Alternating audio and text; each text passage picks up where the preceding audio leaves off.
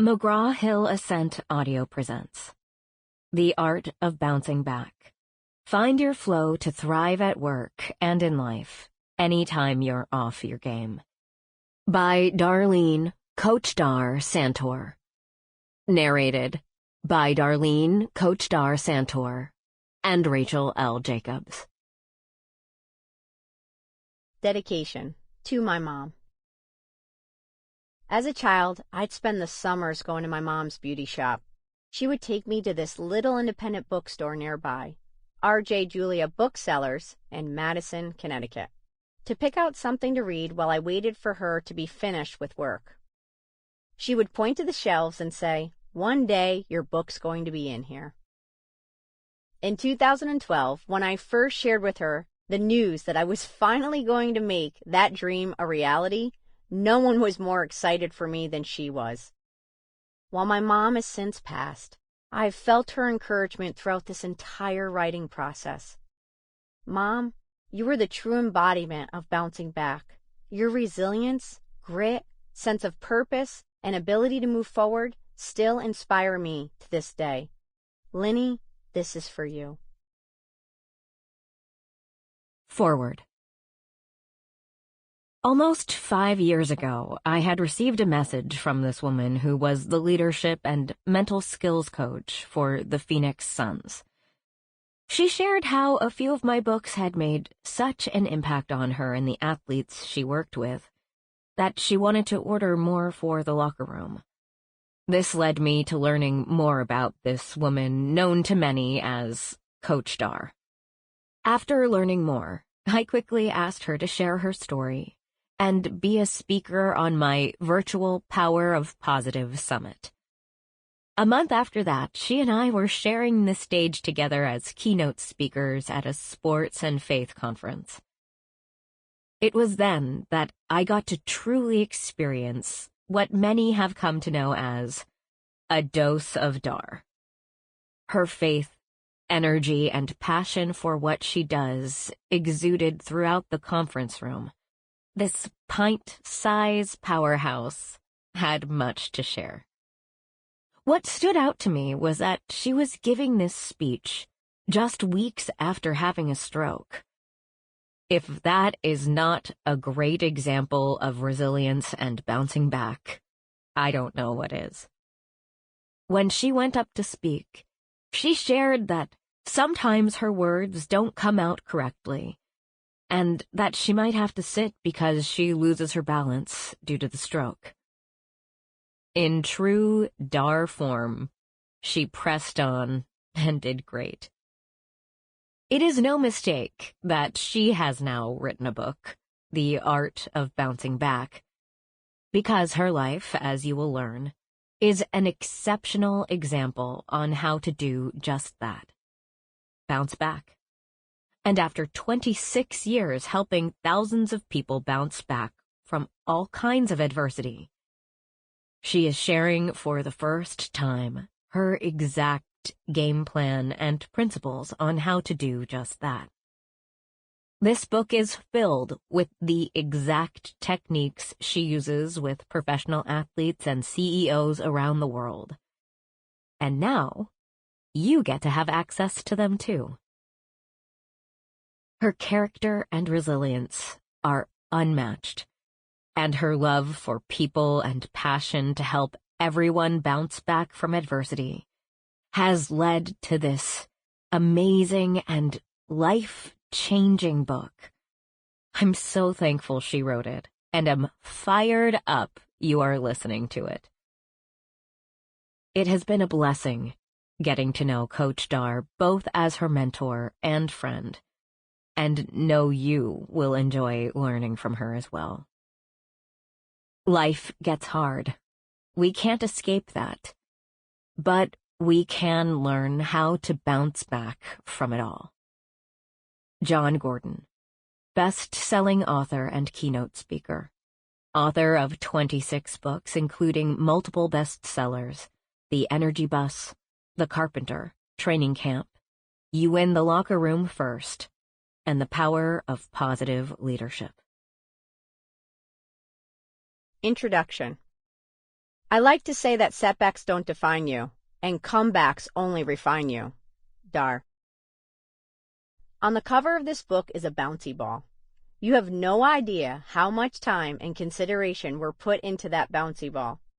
It really is the best illustration of how adversity can show up in our life and create more potential than problems. If you've ever played with the bouncy ball, you know that the harder you throw it against a surface, the higher the ball bounces back. It's the same with life. The harder our adversities are, the higher we can bounce back. I specialize in helping some of the best get up and move forward from some of life's most challenging situations, including losing their position to a new player to finding a leadership position on the team, floundering professionally to then getting a C-suite position, being a leader who's been thrown off their game to regaining confidence and building more influence than ever, running a foundation with massive cracks to rebuilding on solid footing, experiencing financial devastation to regaining miles of margin, being in a slump in sports to coming back and being named an all-star, facing a season-ending injury to coming back better than before, both on and off the court as a player, parent, and human. These are all true stories from my career, working with some of the most elite athletes and accomplished CEOs in the world. They call me Coach Dar. Put simply, my job is to help people stay mentally sharp and get people back into the game of life after a gut punch, or several, has put them on the sidelines. I combine science, psychology, leadership, and 3 decades of professional wisdom to change the way they respond to challenges, obstacles, and mental blocks. I've worked with accomplished CEOs who have suffered massive business losses, divorces, folks starting again personally and professionally, entrepreneurs catching their breath after a major setback, pro athletes in the top 1% of their game, and groups, faith-based and beyond, that have one more chance to pull it together. I have also coached leaders across the globe at Kennedy's, Comcast, the San Diego Padres, the Phoenix Suns, the Indiana Pacers, Indiana Fever, Charter Spectrum, Taylor Morrison, Big Machine Records, Rodan and Fields, Sunrider, John Gordon Power of Positive Summit, Powerhouse Women, Integrating Women Leaders, Origami Owl, YMCA, Mobile Mini Solutions, Path North, Vail Resorts, and Georgetown University, as well as players within the Women's National Basketball Association, WNBA, Major League Baseball, MLB, the National Football League, NFL, the National Basketball Association, NBA, the National Hockey League, NHL, and many more. They all understand the extreme value in helping their organizations learn how to bounce back faster from disruptions. I share all of this with you because I know you need to trust me if you're going to take the coaching I'm offering and put it into practice. This book lays out the system I've used to help all of these incredible human beings. It's called the Bounce Back Coaching System, and together we'll work through the 9 specific principles of this system so you can bounce back from anything. Because this is something I need you to know. No matter what's going on in your life right now, no matter who is at fault, who is to blame, you really can bounce back from anything. The 9 principles of the Bounce Back Coaching System. My Bounce Back Coaching System takes you through 9 principles, each of which delivers specific strategies and techniques that allow you to turn setbacks into setups. They include Principle 1, Embracing the Suck. Principle 2, Understanding who you are. Principle 3, Seeking and applying feedback. Principle 4, Discovering your why power. Principle 5, Creating your bounce back environment. Principle 6, Activating emotional intelligence. Principle 7, Reframing setbacks. Principle 8, Cultivating grit. Principle 9, Turning the page. Each principle will deliver proven and science-backed tools to help you respond to challenges, obstacles, and mental blocks in helpful and productive ways. Through exercises in each chapter, you'll experience self-discovery and the deep work needed to make it through and come out better in your current and future setbacks. If you've done similar exercises already, I want you to push those to the side and start over. Do a reset. Some of the most important mental work you'll ever do is in the deconstruction of long-held beliefs and principles that no longer serve you, or maybe some that never served you at all. In Principles 1 through 6, you'll learn how to pour your emotional foundation. Get ready to embrace the suck. Get a deep understanding of your fundamental hardwiring. Know everything you need to know about feedback, including why it's so important to growth and bouncing back. Connect with your why power, create your own bounce back environment, and activate your emotional intelligence. Through each of these principles, you'll learn so much about yourself and will be able to identify the exact pivot that needs to happen to push forward and make you mentally tougher so you could handle future adversity better. In Principles 7 and 8, you'll apply your knowledge of previous principles so you could start reframing your setbacks and cultivating the grit needed to bounce back even better from each one. And finally, in Principle 9, you'll learn how to turn the page, even in the toughest of situations and relationships. And you'll be fully equipped with the tools, motivation, and inspiration you need to start again. This is where you go from just surviving to thriving again. From pain to purpose, from struggle to strength, and from adversity to advancement. Additional resources, videos, and tools to support your reading journey are available at coachdar.com/new-book. Through these 9 principles, not only will we build a rock-solid foundation, we will also break down how you operate day to day to reveal how and where you're really showing up or not showing up. We'll focus on the accountability, growth mindset, thought habits, and positive patterns that will help and enable you to reframe the way you view obstacles going forward. You'll start to see them as opportunities, giving you the ability to move from pain to purpose in any situation. We'll also work on your mental game. Whether you're coming to this book to grow personally or to help your employees or teammates do the same. I want you to think about building a house. Any stable home requires first pouring a solid foundation. It can't be a foundation that's slapped together hastily, and it can't be a foundation based on the measurements of someone else's house. The foundation of your home is your mental game, and the practices throughout this book are necessary to build your strong foundation.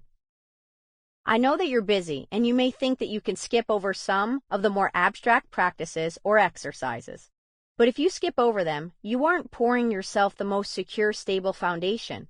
You'll remain stuck, your house falling further into the ground. So do the work. You'll come out better on the other side because of it. What you get from applying these principles.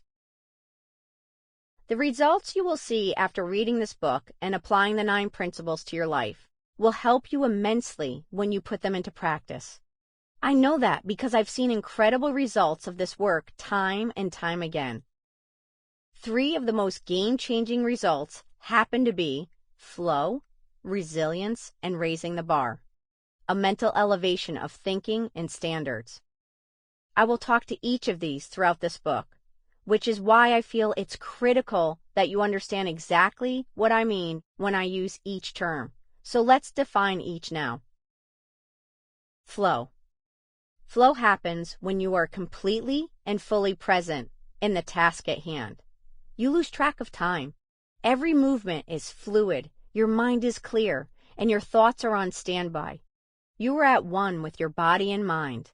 There is no separation or compartmentalization. It happens when you're clear on your vision, committed to raising the bar every day, and using your gifts, talents, and skills to align with your purpose. Flow is how you do your best work and achieve greatness. Resilience. Think of resilience as your elasticity capacity, your ability to stretch yourself further mentally and emotionally when overcoming challenges. Resilience is necessary to recover quickly from difficulties And as you build up your resilience, you become more apt at bouncing back from tough situations. Raising the bar. Every one of my clients will tell you that they always hear me say, raise the bar, during a coaching conversation. Raising the bar is synonymous with achieving greatness. It's more than just another sports or business cliche. It's a mental elevation that creates big results. When you mentally raise the bar, you increase the standard for yourself daily. You push yourself to do what you do well and make the most with every set of 24 hours you're given. As a result of the work you will do with this book, flow, resilience, and mental elevation, aka raising the bar, will become accessible to you in even the toughest of situations. You'll be able to bounce back from adversity and move forward thanks to each and every skill you add to your mental skills toolbox. You'll also be prepared to take massive action so you can outlast and outperform the version of you yesterday and dominate your life and the space you operate in. All thanks to the hard work you put in to making that your new reality. I want the 9 principles in this book to help you be able to recover quickly from setbacks and plateaus so you can live a life with more flow. I want you to be resilient in the face of adversity. I want you to be able to achieve greatness by mentally raising the bar for yourself and those around you. And based on experience, I know all of that can happen for you. If you can learn the art of bouncing back when the gut punches of life hit, they won't hit as hard and you won't stay down as long. So let's get to it. Principle 1. Embracing the suck. A setback often moves us to a road that is even worse, but leads to an even better destination. Mokokoma Mokonuana, author of The Confessions of a Misfit. Have you ever noticed that when life punches you in the gut, you can lose your sense of humor and definitely your sense of purpose? When I wake up every morning, I have 2 thoughts in this order. Dar, you get to go awaken greatness in yourself and others as far and wide as God allows today. So go live your mission. And then, be grateful for today, because any day can be your last, or the day you have your 4th stroke, so say the important things today. You heard that, right? 4th stroke? Up until this point, you may have pinned me as an ultra-positive and enthusiastic mental toughness coach and occupational therapist who is always moving forward with the spirited delivery of an NFL football coach. While that's not wrong, it's not the whole truth either. The truth is, I've had more than one major setback in my life that almost kept me from bouncing back, much less moving forward. I have been forced to practice what I preach. I say forced, as there were several times when I was not able to listen to my own best advice because the gut punches took everything out of me. Setback 1. I had my 1st stroke. Setback 2. I was told I couldn't have kids. Setback 3. I went through a divorce. Setback 4. I had my 2nd stroke. Setback 5. I had my 3rd stroke, which took away my ability to speak fluently. Setback 6. My insurance wouldn't cover my rehabilitation. Setback 7. I had no speaking gigs to help pay for my big medical bills. Setback 8. My mother died. Setback 9. My father died. Setbacks suck. They can feel like you are tumbling down a staircase with no landing at the bottom. The bottom seems elusive as you keep hitting one setback after another. When you list out your setbacks like this, They stretch out like mile markers along the road of life. Of course, this isn't an exhaustive list. Lord knows there have been many more. Just like you, my life is marred with painful experiences. People say, "Dar, how did you bounce back from all that?" And my answer is always the same. What is the alternative? Even after her own stroke and 11 surgeries, my mom would tell us, if we are still alive, then we still have a chance and a reason to be here. I truly believe that. For me and for you. Refer to Figure 1.1. Common setbacks: job loss, divorce, health crisis or major injury, traumatic experiences, family conflicts, financial hardships, career plateau, questioning faith. While setbacks make us feel like we're falling downstairs, often with no last step in sight, they don't have to feel that way. A setback is an interruption in progress, not a permanent landing. Building up your mental bounce-back skills will help you feel more in control during tumultuous times. There are two things that make it possible for me to bounce back and move forward: knowing my why and controlling my environment, both of which we will fully explore in the next 2 chapters. In this chapter, we will focus on embracing the suck. I'll say it again. Setbacks suck. Setbacks happen when you least expect them. I woke up in a hospital bed. Again. It wasn't my first rodeo. I'd already suffered 2 strokes prior to this. The hospital bed, the machines beeping, the flurry of activity all too familiar. In a strange way, I woke up this 3rd time with a sense of calm. But before I tell you how this story ends, let me start over, at the beginning. My first stroke didn't come with this same calm. I've always been active.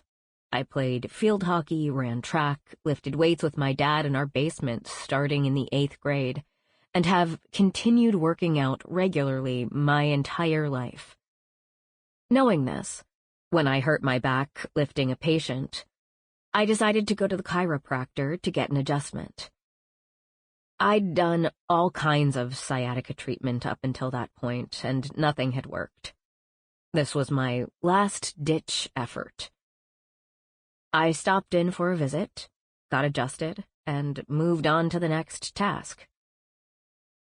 Over the next couple of days, I started experiencing moments of dizziness and blurred vision. I felt off, blaming it on working too much and being tired. Then, about a week later, I was working on a Saturday, walking down the hallway toward the stairs. All of a sudden, my world flipped upside down. The floor was the ceiling, and the ceiling was the floor. My vision was wonky, and I knew something had to be going on with my head. It was like my body had forgotten how to walk. I was frozen. My vision stayed inverted as I felt for the wall beside me. My muscle memory must have kicked in then, because my legs started moving me down the hallway to the staircase where I walked down. Then it was like a light turned on in the dark, and I could see again. I upgraded my self-diagnosis from exhaustion to a sinus infection. I'm just sick, I convinced myself. I've got compacted sinuses or something. Meanwhile, I was working in the stroke unit, so I should have been thinking differently. When I got to my office area, I called my dad. "Dad, my vision's been weird. Can you pick me up from work? I don't think I should drive." To this day, my dad says one of his biggest regrets in life is that he didn't drive me straight to the emergency room after I told him what happened. Over the next few days, my symptoms would come and go. I started taking Sudafed and felt groggy all the time. One night I started vomiting for no apparent reason, and my suspicions grew that there was something going on, something more than a sinus infection. The following morning, I couldn't get my bearings. I started to get what we call neural nystagmus, which is where your eyes start to shake uncontrollably for spells at a time. The truth was that my denial of what was really happening became painfully self-evident. Something is wrong. Neurologically wrong. I yelled for my husband and told him I needed help. Get me a bowl to throw up in. I couldn't even make it out of the bed to the trash can or toilet. Poor guy. He was so nervous seeing me, his strong, capable wife in so much agony, that he brought me a colander. You know, one of those bowls with holes in them that you can drain water from pasta. Even in the middle of this, we laughed. He loaded me up in the car and headed toward the hospital. I started going over the checklist in my head, the one I used with my stroke patients. There's 3 things you've got to tell them, I advised. The first is, this is not the flu. The second, since I'm staggering around and throwing up, is that I'm not drunk.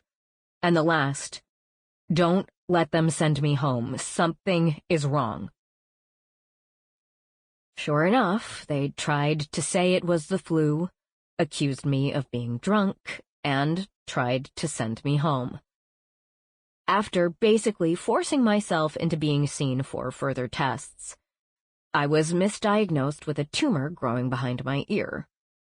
They thought this tumor was cutting off the blood supply to my brain and causing my symptoms. The next misdiagnosis I got was encephalitis, an infection in the tissue of the brain. I'm a take-charge personality. So, once I got the impression that no one really knew what was going on, I went out on my own and found a private neurologist to evaluate me. He said, Dar, think. What happened? Did you get in an accident? Did you fall? There must have been some sort of trauma. I was like, look, Doc, if I fell and hit my head, I think I'd remember that. Thankfully, he was relentless and had me retrace my steps. Almost as an afterthought, I offered, well, I got adjusted at the chiropractor. Immediately, he stood up. Dar, we've got to get you into another MRI right now. I think they ripped an artery in your brain. I watched everyone's faces as they read my MRI. I knew he'd been right. The bad news, the doctor said, is that you have a blood clot in your brain. It could dislodge any day. But there is some good news. Scar tissue could form around the clot that could hold it in place. What happens if the blood clot moves out of place? I asked. You could die. Okay, I thought. Not that this news wasn't alarming. It was. I just wasn't mentally capable of fully absorbing it at that moment. Situational numbness began to set in. The processing of this news would take years for me to fully understand my emotions. Anything else I should know? Yes. Don't run anymore. Don't cough too hard. Don't do anything that could raise your blood pressure. Don't strain or push too hard, especially when exercising. I felt like I was falling downstairs with every don't. Doc, I said. That's a lot of don'ts. Sample complete. Ready to continue?